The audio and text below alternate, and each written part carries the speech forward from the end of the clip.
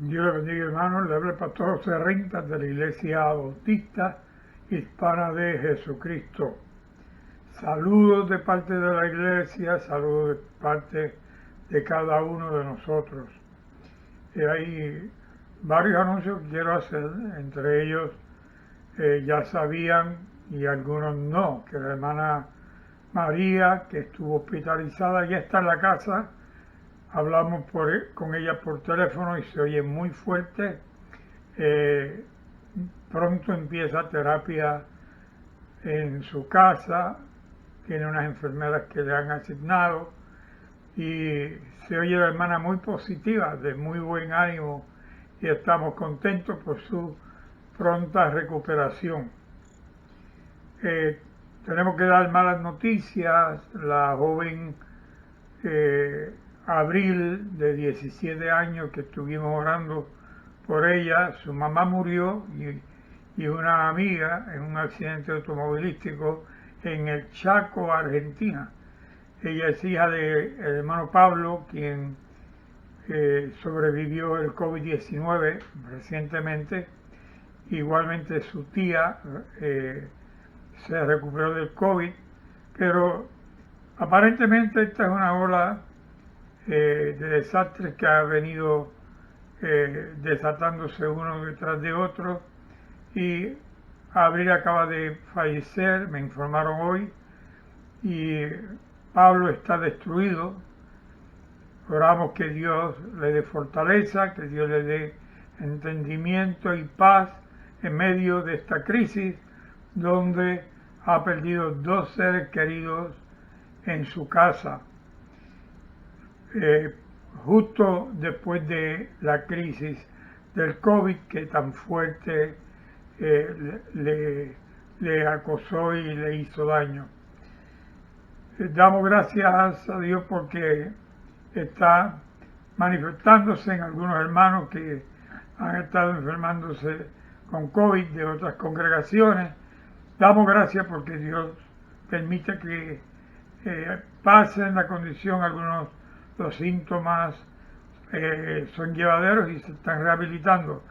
Hay pastores que están pidiendo oración porque tienen el COVID en su casa, su familia entera. Parte de la congregación hubo un hermano que tuvo que cerrar la congregación por causa del contagio de COVID a miembros de la iglesia y su familia entera. El pastor Paul, oramos por él. Igualmente oramos por la directora de oración, del Ministerio de Oración en la iglesia de Venezuela, misión de la iglesia del pastor Rosner. Acaba de fallecer y los fondos que estaban destinados para comprar medicamentos los usaron para el sepelio fúnebre, los gastos fúnebres y disponer del cuerpo de la hermana. Así que el pastor Rosner envía las gracias por las aportaciones que las diferentes iglesias han hecho para hacer posible, primeramente, comprar medicamentos, pero en este caso para poder atender las necesidades funerarias de una familia muy pobre. Así hay muchas otras iglesias en las que los pastores y miembros de la iglesia, familias completas, están siendo afectados por la plaga del COVID. Oramos y vamos a presentar en oración los que tienen necesidad de alimentos, de refugio, un hogar, los que no tienen empleo, los que no tienen entrada ninguna en la casa. Que Dios se glorifique haciendo provisión en cada uno de estos familiares y miembros de la congregación, igual que los no miembros de congregaciones que están pasando la situación similar o peor que la que está pasando la iglesia. En la iglesia, por lo menos, hay esperanza en Cristo Jesús. Hay quien no tiene ni siquiera la esperanza de que Cristo pueda intervenir en sus vidas porque no han creído en Cristo. Oramos por los que están enfermos por diferentes condiciones que no conocemos, que la ciencia no conoce, y oramos dando gracias por lo bueno que Dios es, por la obra misionera, por los pastores y ministros. Asimismo, oramos por la paz de Jerusalén, y en esta oración damos comienzo a este estudio bíblico que vamos a estar teniendo en el libro de Hechos de los Apóstoles. Oremos, hermanos. Padre, te damos gracias, adoramos y bendecimos tu nombre, porque tu amor ha sido tan grande y de tal manera que has dado a tu Hijo unigénito para que, creyendo en Él, alcancemos el perdón, nuestros pecados sean borrados y podamos tener vida eterna juntamente con Jesús delante de ti por toda la eternidad. Toda oración, toda petición que hemos presentado y aún las que olvidamos, las que los hermanos se acuerdan mientras miran este estudio, que lleguen delante de tu presencia y tú te glorifiques contestando cada una de esas oraciones. Padre, ahora presentamos la palabra que compartiremos con el pueblo. Sé tú ministrando a nuestras vidas a través de la misma. En el nombre maravilloso de Jesucristo oramos y te damos gracias. Amén. Bien, hermanos, quiero invitar a buscar en Hechos capítulo 24. La semana pasada nos quedamos en el capítulo 23, cuando a Pablo lo mandan donde Félix, porque querían matar a Pablo. Entonces hubo un complot donde ellos mentían, aquellos hombres que estaban en contra del Evangelio y en contra del mensaje que Pablo estaba predicando, mensaje dado por Dios, y envían, Claudio manda a Pablo que fuese donde Félix para ser entonces entrevistado, enjuiciado, si así era el caso por Félix, por cuanto Pablo es ciudadano romano. Dijo Félix que Claudio, que él, tomando en consideración que Pablo era y es ciudadano romano, él tomó ejércitos y envió hombres de a caballo, 200 personas. Fue el ejército que envió hombres a caballo, hombres con escudos, hombres entrenados para la guerra, para la batalla, para defender, cuidar y defender a Pablo hasta tanto llegase a la presencia de Félix. Así que, estando él en presencia de Félix, comienza Pablo a experimentar los ataques del enemigo. Mire, cuando el enemigo comienza una guerra, toda guerra tiene estrategias. Y en las guerras hay diferentes prioridades de mando. Hay coroneles, hay generales, hay capitanes, hay sargentos, hay personas de rango menor, rango raso que le llaman, y cada uno tiene una estrategia, cada uno tiene una orden que es dada por la estrategia establecida, y esa orden se corre para hacer el ataque contra aquel que se considera el enemigo. En este caso, a Pablo, el enemigo, el adversario, el diablo, ha considerado a Pablo como enemigo y ha generado una guerra campal en contra de Pablo. Y vemos que Pablo vive algo que usted ni yo hemos experimentado todavía.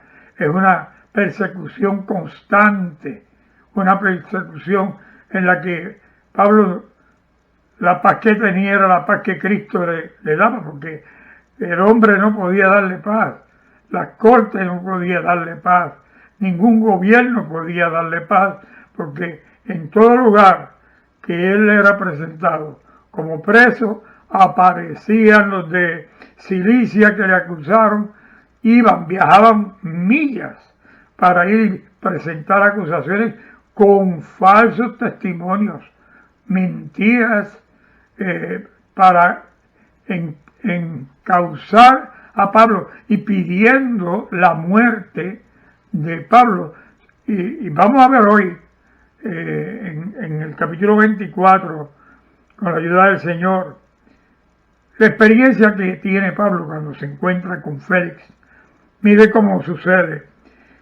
5 días después que llega Pablo, baja Ananías, el sumo sacerdote, y vinieron algunos ancianos con él, y ellos se trajeron un hombre que era un orador, que se llamaba Tértulo, y comparecieron ante el gobernador, ¿verdad?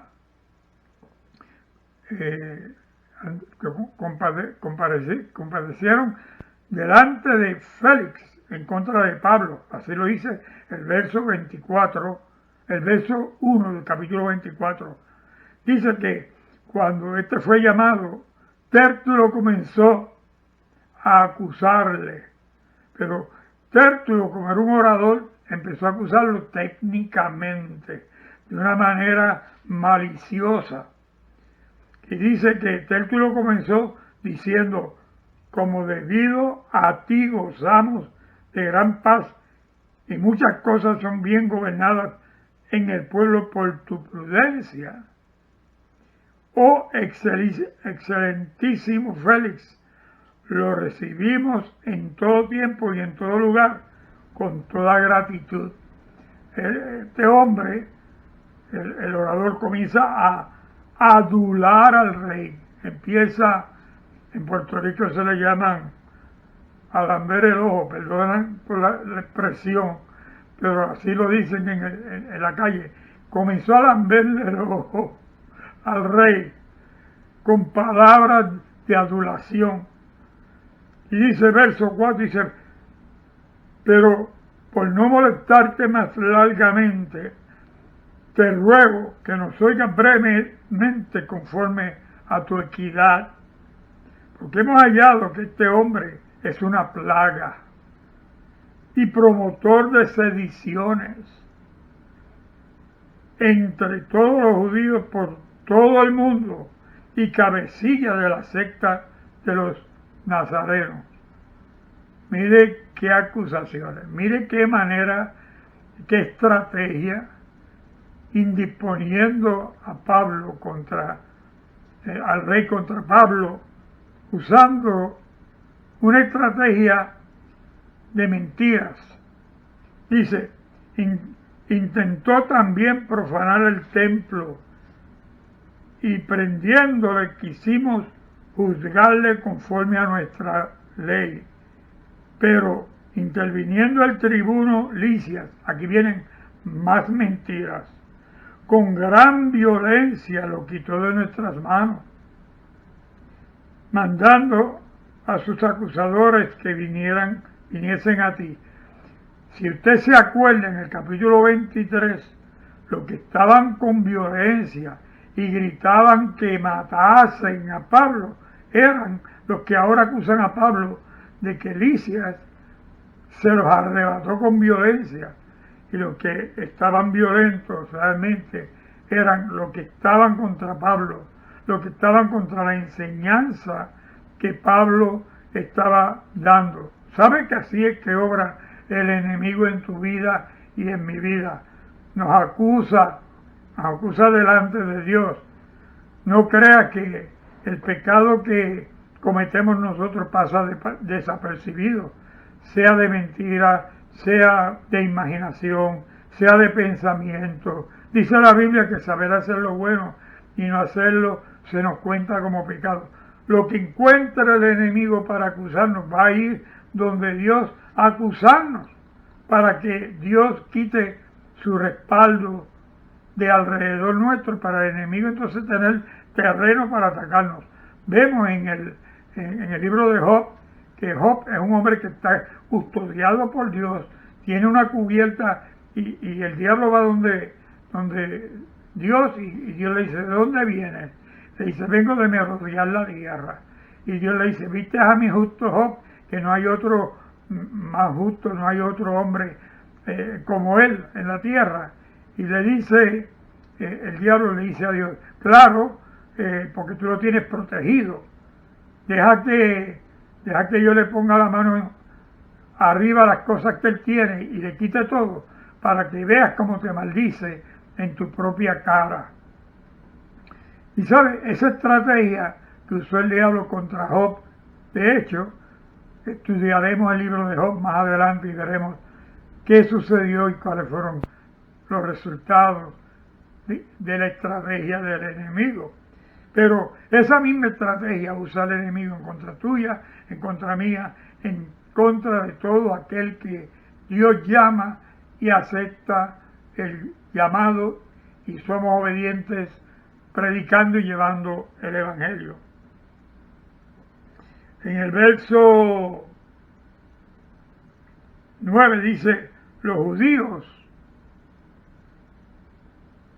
también confirmaban diciendo ser así todo. Así que estos judíos confirmaban que este hombre Tértulo lo que estaba diciendo era cierto. Y dice en el verso 10 que habiendo hecho señal el gobernador a Pablo para que hablase, este respondió. Pablo habla ahora. Y dice Pablo, porque sé que desde hace muchos años eres juez de esta nación, con buen ánimo haré mi defensa. Como tú puedes cerciorarte, no hace más que 12 días que subí a adorar a Jerusalén y no me hallaron disputando con ninguno, ni amotinando a la multitud, ni en el templo, ni en las sinagogas, ni en la ciudad. Ni te pueden probar las cosas de que ahora me acusan. Así que en la misma manera que Tértulo usó palabra y lisonjería, Pablo habla también con sabiduría, no trabajando al ojo del rey, sino diciendo la verdad. Dice, estos me acusan de yo causar disensión, de yo estar rebuscando a la gente. Y averigua bien que tú siendo buen rey, puedes averiguar esto. Yo estuve aquí solamente 12 días que hace que llegué y ninguno me encontró haciendo las cosas que ellos me acusan. Y dice en el verso 14, bueno, el verso 13 dice que los judíos no podían probar las cosas por las que lo acusaban. Y sin una acusación probable, sin pruebas, no se puede llevar un caso en la corte. Tienen que haber pruebas, tienen que haber testigos, tiene que haber un abogado, tiene que haber una persona que el acusado tiene que responderle, ¿verdad? Le llaman fiscal, y tiene que haber un juez. Bueno, en el verso 14 dice, pero esto te confieso, que según el camino que ellos llaman herejía, así sirvo yo al Dios de mis padres, creyendo todas las cosas que en la ley y en los profetas están escritas. En otras palabras, dice, ellos tal vez me están acusando de yo ser hereje, pero yo lo que estoy haciendo es viviendo la enseñanza que me enseñaron mis padres y soy celoso y yo hago lo mismo que ellos. Yo creo en lo mismo que creen estos judíos.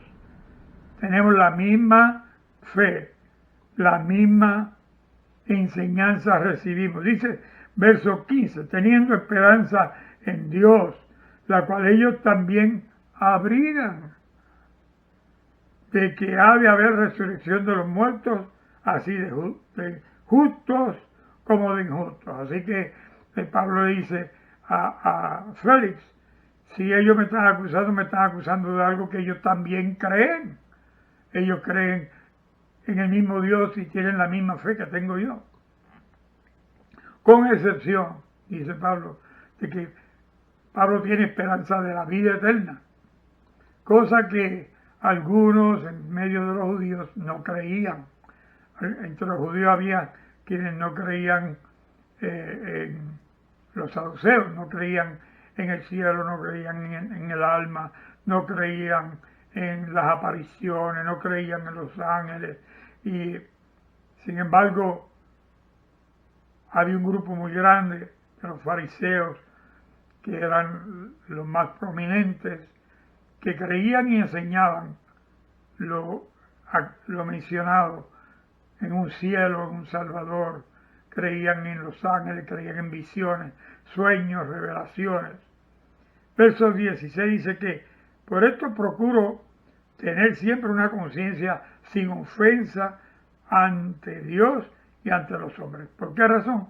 Porque Pablo estaba consciente que habría una resurrección, que Dios resucitaría tanto a justos como a injustos, y él quería mantenerse con una conciencia sin ofensa delante de Dios, para que cuando le tocase el momento de presentarse delante de Dios, ser aceptable para Dios. Verso 17 dice, pero pasado algunos años vine a hacer limosna a mi nación y presentar ofrendas. Estaba en ello cuando unos judíos de Asia me hallaron purificando en el templo, no con multitud ni con alboroto. Ellos debieran comparecer ante ti y acusarme si contra mí tienen algo. Entonces, aquellos judíos que venían desde Asia persiguiendo a Pablo, que lo habían acusado y habían causado todo este revuelo, ahora no aparecieron. Y Pablo los cita, dice, mira, yo estaba en el templo, yo estaba purificándome, yo estaba haciendo lo que me corresponde como hijo de Dios. Y aparecieron unos judíos de ahí de Asia y me acusaron. Si ellos tuvieran algo que acusarme, que vengan delante de ti y sean ellos los que me acusen. Verso 20 dice, os digan estos mismos si hallaron en mí alguna cosa mal hecha cuando comparecí ante el concilio, a no ser que estando entre ellos prorrumpí en alta voz acerca de la resurrección de los muertos, soy juzgado hoy por vosotros. Entonces Félix, oídas estas cosas, estando bien informado de este camino, les aplazó diciendo, cuando descendiera el tribuno Licias, acabaré de conocer vuestro asunto. Y mandó al centurión que custodiase a Pablo, pero que se le concediese alguna libertad, oiga esto, y que no impidiese a ninguno de los suyos servirle o venir a él. No en balde dice la Biblia que todas las cosas obran para bien. Lo que el hombre hace, Dios lo promueve, Dios lo ordena, si lo que el hombre hace es la voluntad de Dios. Y Dios se glorifica en aquello que el hombre hace por cuanto es la voluntad de Dios. Dice que algunos días después, viniendo Félix con Drusia, la mujer de Félix, que era judía, llamó a Pablo y le oyó acerca de la fe de Jesucristo. Mire lo que sucedió, que al Pablo hablar, al disertar Pablo acerca de la justicia, el dominio propio y del juicio venidero, Félix se espantó y dijo, ahora vete, pero cuando tenga oportunidad te llamaré. Así que Pablo no pierde la oportunidad, y como la esposa de Félix era judía, Pablo entonces predica acerca de la justicia, el dominio propio y el juicio venidero, cosas de las cuales ya Félix tenía que haber oído de parte de su esposa, porque las esposas siempre hablan y comentan con los maridos y a veces nos hacen ver cosas que nosotros no vemos. Y le dice Félix a Pablo, mira, vamos a esperar que yo más tarde, cuando tenga tiempo, yo te llamo y hablaremos de esto. Dice en el verso 26 que esperaba con esto que Pablo le diera dinero para que le soltase, por lo cual muchas veces lo hacía venir y hablaba con él. En aquel entonces la gente pagaban por ciudadanía, pagaban por derechos, pagaban para apaciguar la ley y salirse con la suya. Y este hombre, Félix, esperaba alguna ganancia de haber preservado la vida de Pablo y aparentemente por lo que dice aquí le hablaba a Pablo para que Pablo le diese dinero para dejarlo libre. ¿Por qué él pensaba dejar a Pablo libre? Porque en Pablo no había ningún delito que acusase a Pablo y que fuese motivo de muerte, y ninguno hubiese matado a Pablo, ninguno de los reyes ni de los tribunos, por la sencilla razón que Pablo, primero, es ciudadano romano, y segundo, todo lo que lo están acusando acerca de una religión que no tiene que ver con el gobierno romano. El verso 27 dice, al cabo de 2 años, oiga esto, qué maravilla, qué gran obra hizo Dios. Recibió Félix por sucesor a Porcio Festo, y queriendo Félix congraciarse con los judíos, dejó preso a Pablo. 2 años estuvo Pablo bajo el gobierno de Félix, donde le dieron derechos, donde no le coartaron su libertad, donde Félix dio una orden de que no impidiesen que vinieran donde Pablo los de la fe cristiana, ni a Pablo se le impidiese él hablar y ministrar a los que llegaran a él. 2 años.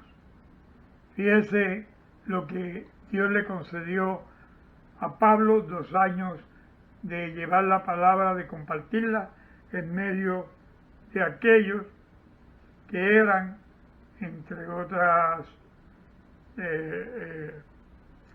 ideologías, enemigos del Evangelio.